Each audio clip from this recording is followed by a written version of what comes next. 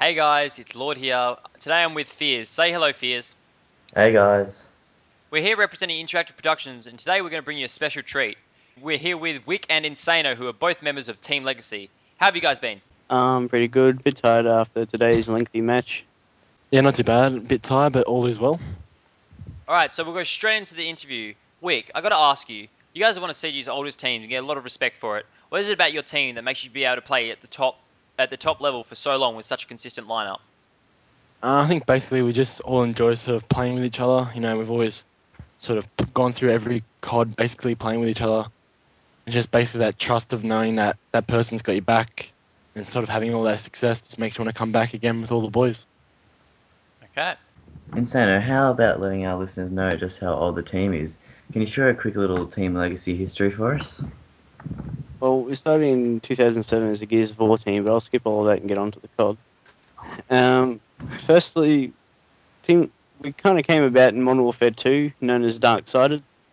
In about Season 2, we got picked up by a PC organization called Team Legacy. And they stuck with us till about the end of Season 2. That's when Team Legacy took out the finals for that season. Shortly after, PC Org dropped us, but we kept the name, mainly because the PC side, I think, disbanded. So shortly after that, we played the pay-to-play, coming 5th, narrowly losing to Team Dara, I'm pretty sure. Coming on to Black Ops, we were pretty confident we could pull something out on this game. We made it to intermediate finals, which was a bit of a blinder for us, I guess, which put us into CGM. At CGM, we had a pretty average pool play. It was good enough for us, seeing as it put us into finals bracket, of course. During that finals bracket, we seemed to just step our game up a fair bit, and beating Chemistry in the first round after they literally beat us the previous week in pool play, which was good for us, I guess. We ended up making the grand final of that CGM season, versing 5 down. After that, we were just going to take a break, mainly because Niori Nomad, a couple others had uni studies they needed to attend to. But I know the boys would love it if I put this in, that we never lost grid to anyone on that game. It was just us. But after our hiatus, we all knew we were going to reform again in Modern Warfare 3, which we did. Turbo Week wasn't much of I don't know, wasn't much of interest to us. We waited for the normal season to kick into gear. And that's when we started making our way up the ladder. And we ended up in, I think, right on 8th position, right at the end there, putting us in the pro finals. And last week defeated Proximity, and well, today, yep, we just narrowly lost to Afterlife. Alright, so we'll move on to another question for Wick. You guys have always had a lot of success in the past, but considering you're about to head into CGI, it looks like you're in the best form you've ever been in. Is this the case? What's the consensus around the team? Basically, probably not in the best form right now, but we have had a few team issues in the past few weeks with a few players joining, leaving, with a few other players going away due to studying and exams, and then a few players going inactive. But basically now we're just sort of trying to get our core 5 or 6 set, and just basically trying to work on that for CGI. I know we're all looking forward towards the CGI season, and it should be some good fun.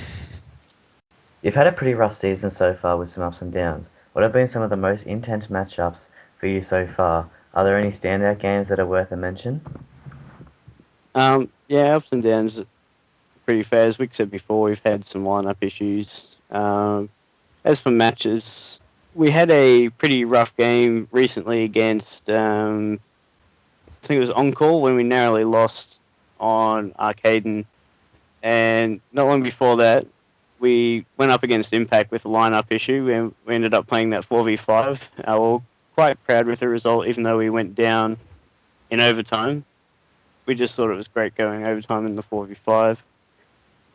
Earlier in the season, we took on Frequency, and we actually went into overtime again on lockdown.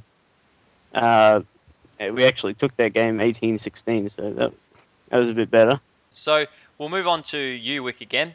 Who is the particular in-game captain for Team Legacy, and are they a hard bunch of players to manage, or do they make it easier for them?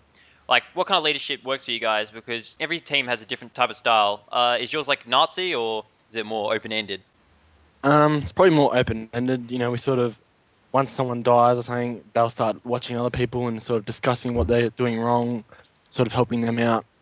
But basically, we usually have Niori calling the shots, or if I see something, or like if I die early in the round and I see something, I'll sort of let everyone else know what's going on, and just sort of let them know what like where we can attack or where we can rush. But Don't forget about usually, the brains. but basically, we've got like a more open-ended sort of captaincy role where sort of everyone puts in the effort to sort of help out around the team. Be as honest as you can without giving too much away to your competition. What are some strong and weak points of Team Legacy? What do you need to work on, and what have you got down pat? Um, mainly our weak points at the moment is we just push too slow. We're a bit hesitant with our rushes, and that's probably one of the reasons we put up an LFM thread earlier. Our strong points is that we've usually had a really strong defense on most maps. I think probably lockdown being one of them. We're pretty strong on that map, and then we've always had a good flow with our teamwork, which is also another one of our strong points that don't really stand out that much, but it works. So, Wick, what happened today when you lost to Afterlife or, me? Um, Basically, I think it was just probably didn't prep enough for this match. You know, we sort of had people coming on and offline. You know, we were going to scrim a few like the first 2 nights before the match, but unfortunately, I had to go out due to a bit of family commitments and whatnot.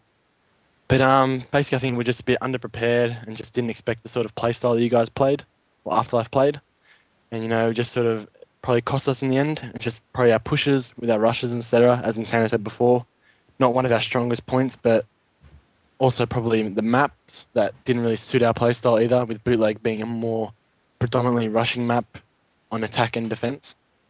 So probably just need to prepare a bit more often with map choices and whatnot.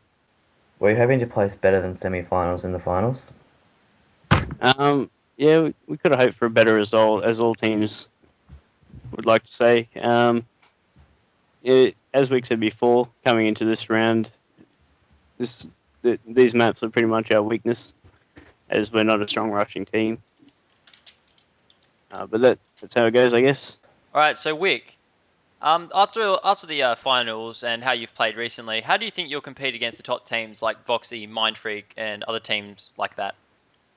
I honestly think it will come down probably to the maps.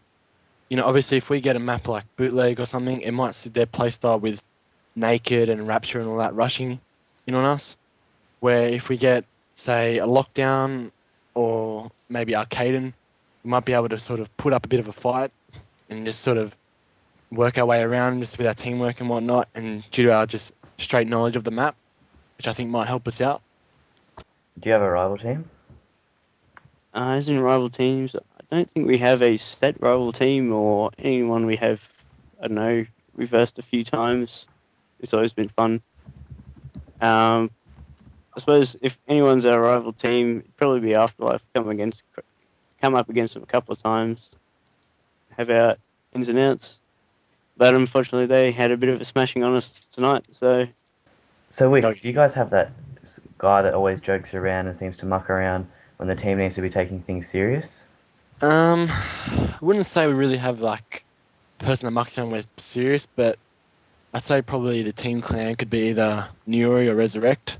You know, at times that they sort of have their times where they muck around a lot and just muck around and just basically don't take it serious at all, where they just sort of put on a few jokes and whatnot and just sort of shit talk to the team, just sort of gets us on edge a little bit, but then they sort of switch on in match and just make a big difference with Resurrect being able to clutch and whatnot, and then and then Nuri putting on positive scores with the nice little yellow bar. Thank you guys for doing this interview with us. Insano, is there any particular social media devices that you'd like to plug, such as Twitter, YouTube, or Facebook? Yep. Facebook is facebook.com/Team Legacy AU. Our YouTube is the exact same. So YouTube /Team Legacy AU. Our Twitter, you can follow us on that where our StarCraft boys will post on that as well, which is Team Legacy. At Team Legacy CG.